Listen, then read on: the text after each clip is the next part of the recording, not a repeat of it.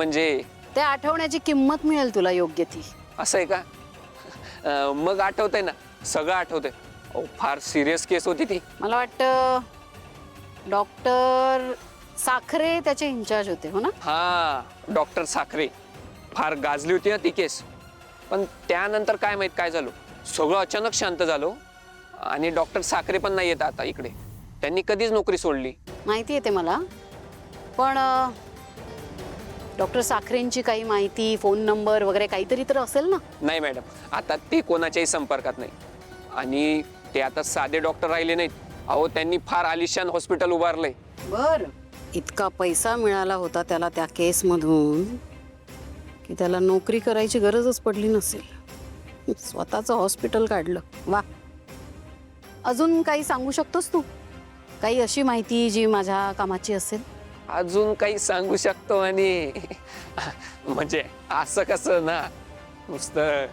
आलं लक्षात.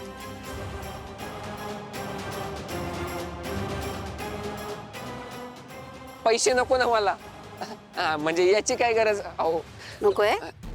नाही, म्हणजे आता तुम्ही एवढा आग्रह करतायत मग ठेवतो. म्हणजे मी नाही घेतले बरं का, तुम्ही आता एवढा आग्रह केलाय मग ठेवून घेतो. असू दे, असू दे. हे तुझ्या मेहनतीचेच पैसे असणार आहे. हा, तू आता माझ्यासाठी एवढं काम करणार आहेस म्हटल्यावर तुझ्या कष्टाचे पैसे ते. तू नाही मला मागितलेस, मीच देते तुला समोरून. हा, माझं हे काम तेवढं कर. आणि डॉक्टर साखरे सापडले की पुढचं बक्षीसही तयारच असेल. हो मॅडम, तुम्ही काहीच चिंता करू नका. जसं मला त्या डॉक्टरांबद्दल काही माहिती मिळाली आणि पत्ता मिळाला की मी लगेच तुम्हाला कळवतो. थँक्यू. त्यात तिलोत्तमाला काय वाटलं, ही भैरवी अशी शांत बसून राहील?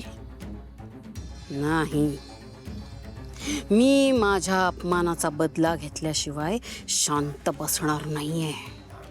जर या तिलोत्तमाला माझ्या इशाऱ्यांवर नाचवायचं असेल ना, तर हा साखरे डॉक्टर माझ्या मुठीत असणं गरजेचं आहे.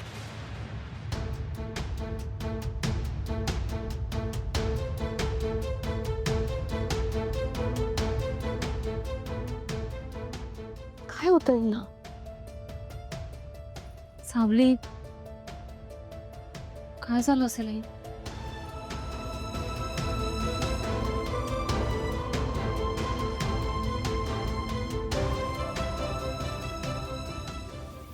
डोळे उघड बाळा, डोळे उघड.